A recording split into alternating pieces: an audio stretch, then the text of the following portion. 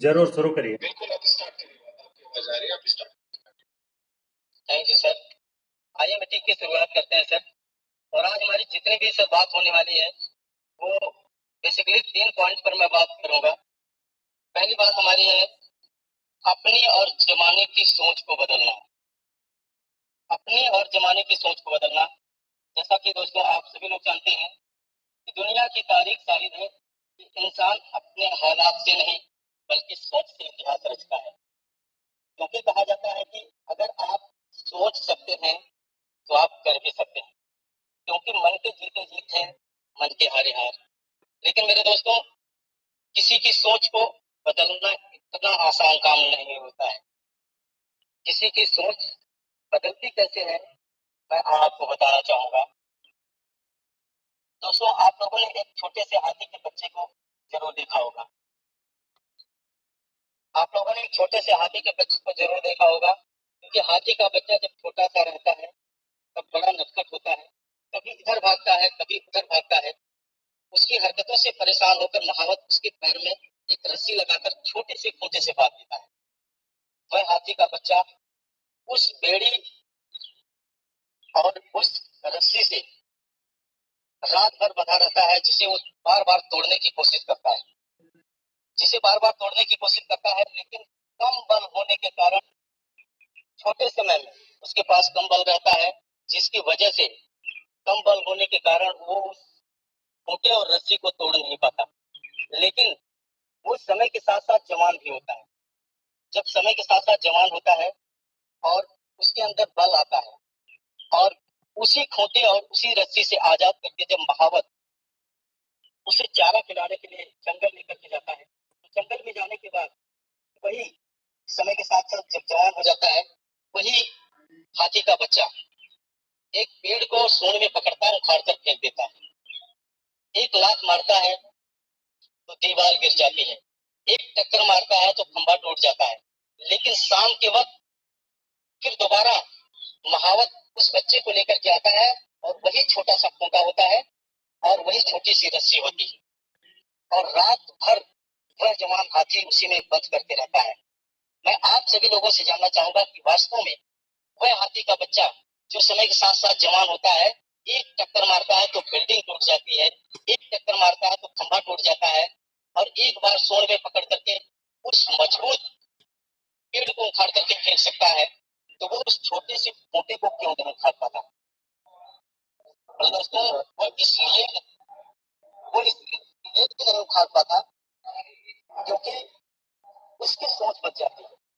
रात भर प्रयास करने के बाद, रात भर छोटे और उस रस्सी को तोड़ने का प्रयास करने के बावजूद जब वो नहीं तोड़ पाता है, तो उसका दिमाग और उसकी सोच बच जाती है, और बच जाने के कारण वो कभी भी प्रयास करना नहीं चाहता, और ना प्रयास कर पाने के कारण वो उस जवान होने के बावजूद भी उस रस्सी को नहीं तोड़ पाता। इस तरीके से इंसान की सोच बच जाती है। और मैं आपको बताना चाहूंगा, इसी तरह से हमारे कुछ लीडर ऐसे होते हैं जब अपने काम को शुरू करते हैं और उनका बिजनेस नहीं बढ़ता, एक दिन प्रयास करते हैं, एक महीने प्रयास करते हैं, 6 महीने तक प्रयास करते हैं, राइट लेफ्ट को पूरा करना चाहते हैं, जब नहीं पूरा होता है वो फिर उसी तरीके से उनकी भी सोच बच जाती है कि अब नहीं होने वाला है, अब मेरे राइट लेफ्ट नहीं होंगे, अब 10-20 की टीम नहीं बनेगी, 50 की टीम नहीं बनेगी, अब कोई लेवल हासिल मैं नहीं कर पाऊंगा। इस तरीके से उनकी भी सोच बच जाती है, और जब सोच बच जाती है उनका सारा का सारा काम वहीं पर रुक जाता है। लेकिन उसी में से कुछ ऐसे हमारे लीडर होते हैं, कुछ ऐसे लीडर होते हैं जो अपनी सोच को तोड़ते हैं उस हाथी के बच्चे की तरह, क्योंकि हाथी का बच्चा हमारी बात को नहीं समझता, नहीं तो हमारे जैसा कोई एडवाइजर जाकर के उसे बताता कि तू अब हाथी का बच्चा, तू छोटा सा नहीं है, तू जवान हो चुका है, ऐसा एक खोटा नहीं, तू हजारों खोटा एक झटके में तोड़ सकता है। इस तरीके से कुछ हमारे ऐसे लीडर होते हैं जो अपनी सोच को डेवलप करते हैं और काम करना शुरू करते हैं। उनकी राइट लेफ्ट की सेलें आती हैं, उनकी 10 की भी टीम बनती है, उनकी 50 की टीम बनती है। एक ऐसा समय आता है जब वो सिल्वर बनते हैं, एक ऐसा समय आता है जब वो गोल्ड बनते हैं, एक ऐसा समय आता है जब वो पर्ल बनते हैं, और आने वाले फ्यूचर के अंदर एक ऐसा भी समय आता है जब एक खूबसूरत सा शेप सा आपके अंदर लेवल अचीव करते हैं, जिसे डायमंड के नाम से जानते हैं। ये तो रही सोच की बात, क्योंकि इंसान अगर अपने सोच और अपने नजरिए को बदल दे तो ऑटोमेटिकली नजारा बदल जाएगा। और दूसरी बात मैं आप सभी को बताना चाहूंगा कि स्मार्ट बनना और स्मार्ट बोलना, दूसरी बात हमारी है स्मार्ट बनना और स्मार्ट बोलना। अब कैसे इंसान स्मार्ट बनेगा और कैसे स्मार्ट बोलेगा, मैं आप सभी को बताना चाहूंगा। इस यमलम इंडस्ट्रीज में अगर आपको इतिहास रचना है तो इतिहास पढ़ना भी पड़ेगा। अगर स्मार्ट बनना है तो स्मार्ट बोलना भी पड़ेगा। दोस्तों, कुछ लोग ऐसे होते हैं जो ये कहते हैं कि मेरा बिजनेस इसलिए नहीं बढ़ रहा है क्योंकि मैं अच्छी बातें नहीं कर पाता। और कुछ लोग ऐसे होते हैं जो ये कहते हैं कि मैं बहुत अच्छा नहीं बोल पाता।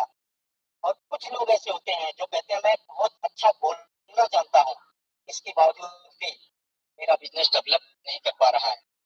कुछ कॉमन चीजों के कारण वो पीछे रह जाते हैं। मेरे दोस्तों, आप कैसे स्मार्ट बनेंगे, आपको कैसे स्मार्ट बनना और कैसे स्मार्ट बोलना है, मैं आपको एक स्टोरी के माध्यम से बताना चाहूंगा। मेरी आवाज पहुंच रही है सर? मैं आपको बताना चाहूंगा, एक व्यक्ति होता है जिसकी कोई अहमियत और कोई औकात नहीं होती है, लेकिन वह कैसे स्मार्ट बोलता है और कैसे स्मार्ट बोलता है और किस तरीके से अपने आप को स्मार्ट बनाता है, मैं एक स्टोरी के माध्यम से बताना चाहूंगा। कि एक बार की बात है कि वही जनरल व्यक्ति कैसे स्मार्ट बोल करके अपने आप को डेवलप करता है। एक बार की बात है कि वही व्यक्ति जो बिल्कुल साधारण व्यक्ति होता है, एक बार दुनिया के बेताज बादशाह मिस्टर बिल गेट्स जी के पास जाता है और कहता है कि सर, आपकी बेटी तो सयानी हो गई है, इसकी शादी क्यों नहीं कर देती। अब समझने की बात है कितना स्मार्ट बोल रहा है, कितना जा करके कैसे इस तरह बोल रहा है। दुनिया के बेताज बादशाह से कहता है कि सर, आपकी बेटी सयानी हो चुकी है, आप इसकी शादी क्यों नहीं कर देते हैं। और बिल गेट्स साहब उसकी बात को नजरअंदाज कर देते हैं और कहते हैं कि मेरे पास भगवान का दिया हुआ सब कुछ है, मैं अभी शादी नहीं कर सकता। व्यक्ति दोबारा रिपीटेशन करता है और बोलता है कि सोच लीजिए, लड़का विश्व बैंक का मैनेजर है। और बिल गेट्स साहब सोचने पर मजबूर हो जाते हैं और बोलते हैं, यार अगर लड़का विश्व बैंक का मैनेजर है तब तो ये रिश्ता तय हो सकता है, चलेगा, कोई बात नहीं।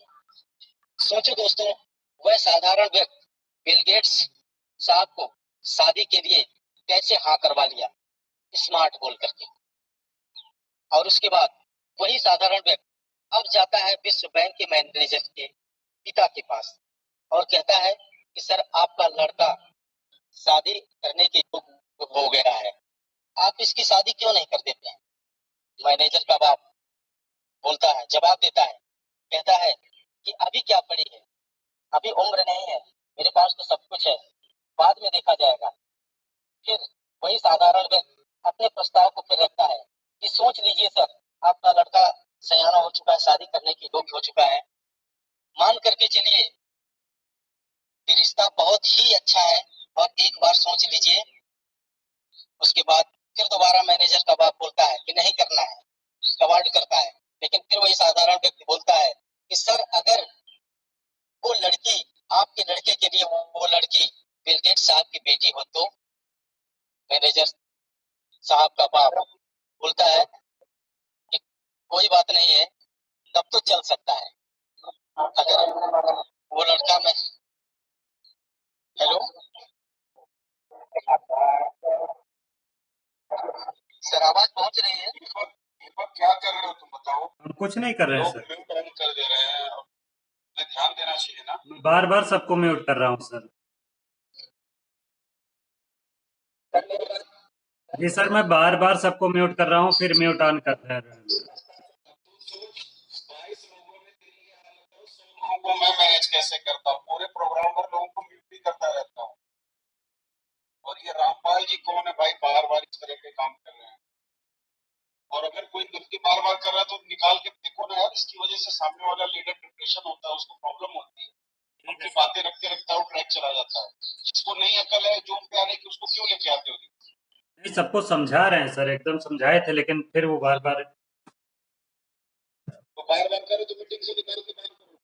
ठीक है सर, ठीक है, अब की बार से ऐसा होगा तो निकाल देंगे। एकदम सबसे पहले तो आप अपने आप को अप्रूव कर लीजिएगा।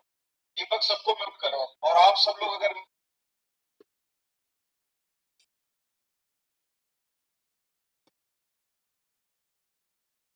ओके सर, आवाज पहुंच रही सर? Thank you sir. तो मेरी बात चल रही थी सर कि वह साधारण व्यक्ति एक बार पुनः जाता बिल गेट्स साहब के पास, और बिल गेट्स साहब से ये बोलता है कि आपकी लड़की सयानी हो चुकी है, आप इसकी शादी क्यों नहीं कर देते हैं। स्मार्ट बोलता है कि आपकी लड़की सयानी हो चुकी है, इसकी शादी क्यों नहीं कर देते हैं। और लाख मना करने के बावजूद भी जब उन्हें इंट्रोड्यूस करवाता है कि सोच लीजिए सर कि अगर वो लड़का विश्व बैंक का मैनेजर हो तो बिल गेट्स साहब बिल्कुल तैयार हो जाते हैं, कहते हैं कि अगर लड़का विश्व बैंक का मैनेजर है तब तो चलेगा, कोई बात नहीं। उसके बाद फिर दोबारा वो विश्व बैंक के मैनेजर के पिताजी के पास आता है और बोलता है कि सर आपका लड़का भी सयाना हो चुका है, आप इनकी शादी क्यों नहीं कर देते हैं। इनके भी लाख मना करने के बावजूद भी जब इंट्रोड्यूस करवाते हैं और वो व्यक्ति बोलता है कि सोच लीजिए अगर वो लड़की बिल गेट्स साहब की लड़की हो तो बैंक मैनेजर, विश्व बैंक के मैनेजर के पिताजी यस बोल देते हैं, हाँ बोल देते हैं, कहते हैं कि बिल्कुल मैं शादी कर सकता हूँ। इस तरीके से वो ऐसा रिश्ता कायम करवा देता है वहां स्मार्ट बोल करके। दोस्तों, उस साधारण व्यक्ति ने अपने आप को स्मार्ट बनाकर स्मार्ट बोलना शुरू किया और दोनों का रिश्ता तय कराकर शादी करवा दिया। आपको भी बिजनेस में कुछ इस कदर अपने आपको चालाकी के साथ प्रमोट करना होगा ताकि प्रत्येक व्यक्ति आपके बिजनेस को करने पर मजबूर हो जाए, क्योंकि अपने बिजनेस को जिस नजरिए से हम दिखाना चाहते हैं उसी नजरिए से लोग देखना चाहते हैं। तो हमारी बात रही सर, मैंने आपको बताया कि अपने और जमाने की सोच को बदलना, और दूसरी चीज दूसरा पॉइंट मैंने बताया कि कैसे आपको स्मार्ट बनना है और किस तरीके से स्मार्ट बोलना है। और तीसरी चीज मैं आपको बताना चाहूंगा कि अपने काम के प्रति पागलपन बनना पड़ेगा। अपने काम के प्रति पागलपन आपके दिल और दिमाग के अंदर सवार होना चाहिए। कैसे, मैं आपको बताना चाहूंगा। कहते हैं कि आज की दुनिया में इतिहास गवाह है, जब जब किसी ने अपने लक्ष्य को प्राप्त करने के लिए दुनिया की बातें सुनना और देखना बंद किया है, तब तब लोगों ने उसे पागल कहा है। मैं एक एग्जाम्पल के रूप में मैं आपको बताना चाहूंगा। आप सभी लोग जानते हैं कि कोलंबस का नाम आप सभी लोगों ने सुना होगा। कोलंबस एक ऐसा महत्वाकांक्षी व्यक्ति था जिसने अपने दिल और दिमाग के अंदर ये ठान लिया कि मुझे कुछ ऐसा कर गुजरना है ताकि आने वाली पीढ़ियां एक बार नजर उठा करके मुझे याद करें। और उसने तैयारी बनाया अपने लक्ष्य को पाने के लिए। नहीं पता था कि लक्ष्य कौन सा है, लेकिन उसने इतना तय किया था कि एक ऐसे लक्ष्य की प्राप्ति करूंगा कि ताकि आने वाले फ्यूचर के अंदर मेरा एक इतिहास कायम हो। और उसने 7 नाविकों को अपने साथ में तैयार किया, और 7 नाविकों को तैयार करने के बाद समुद्री इलाकों में चलना शुरू कर दिया। और समुद्र में जैसे 1 किलोमीटर, 2 किलोमीटर, 3 किलोमीटर उसने दूरी तय किया 7 नाविकों के साथ में। तो उसमें से कुछ ऐसे नाविक थे जिन्होंने उन्हें डिमोटिवेट करना शुरू किया कि अरे सर आगे भंवर है, नाव डूब जाएगी, आप कहाँ आगे बढ़ते चले जा रहे हैं। तो 6 नाविकों में से एक नाविक अपनी नाव को लेकर के लौट गया। कुछ दूर जाने के बाद फिर बाकी नाविकों ने भी डिमोटिवेट करने की कोशिश करी। फिर उसके बाद उसमें से भी एक नाविक लौट गया। इस तरीके से सारे के सारे नाविक 1-2 किलोमीटर, 10 किलोमीटर, 20 किलोमीटर की दूरी तय करने के बाद सारे नाविक धीरे धीरे लौट जाते हैं। उसके बाद अकेला अकेला पर्सन कोलंबस उस बीच मझधार के अंदर अपनी नाव लेकर खड़ा रहता है, क्योंकि दुनिया को नहीं सफल होना होता है,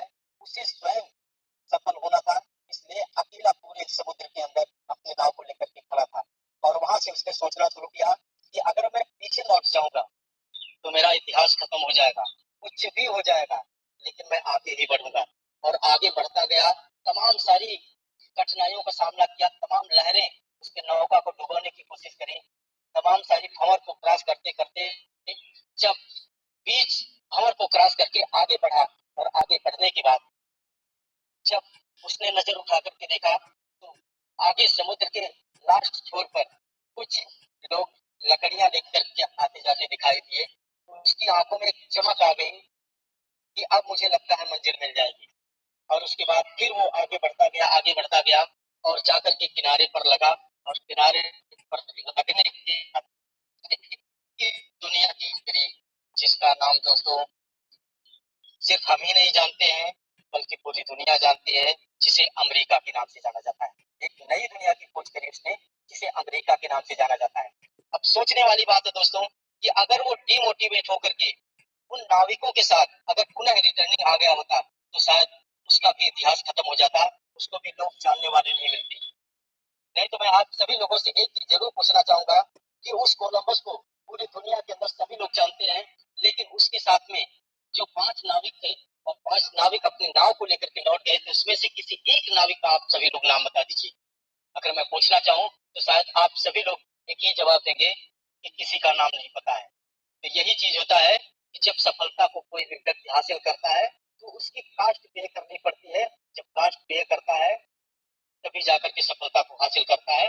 तो उसने समुद्र में जाकर के भंवर को क्रॉस करके उसने वो सारे सामना किया, और उसने सारे कास्ट को पे किया, तब जाकर के एक नई दुनिया का उन्होंने खोज किया, जिसे अमेरिका के नाम से जानते हैं। ऐसा हजारों एग्जाम्पल है। मैं एग्जाम्पल देना चाहूंगा वास्को डी गामा जी का।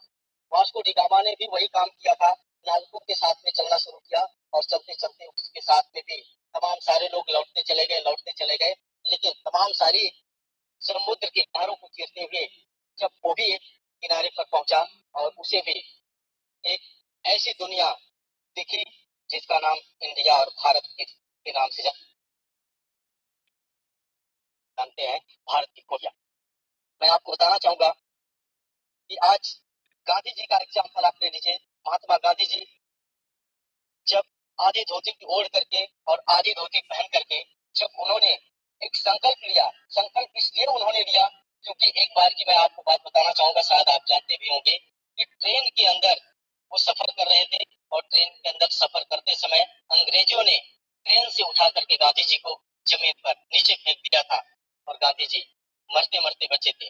उस दिन महात्मा गांधी जी ने एक संकल्प लिया था कि घबराइए नहीं, एक आने वाले दिन के अंदर एक ऐसा समय आएगा जिस समय आप लोगों ने मुझे तो ट्रेन से उठा करके फेंका है, लेकिन मैं संकल्प लेता हूँ कि एक ऐसा समय आएगा जब मैं आपको इस पूरे हिंदुस्तान से निकाल करके फेंक दूंगा। और लक्ष्य बनाया, और वास्तव में आज आप सभी लोग जानते हैं कि उन्होंने हिंदुस्तान से अंग्रेजों का सफाया कर दिया, निकाल करके फेंक दिया। ये उनका टारगेट था, एक पागलपन था। जब आधी धोती ओढ़ करके आधी धोती पहन करके जब उन्होंने ये संकल्प लिया तो सारे लोग कमेंट करना शुरू किए, बड़ी बड़ी तोप के सामने ये उठा, एक लाठी लेकर के जा रहा है, ये क्या कर पाएगा। लेकिन एक जुनून था, एक टारगेट था, एक सपना था, एक जज्बा था, और जिसे उन्होंने कर दिखाया।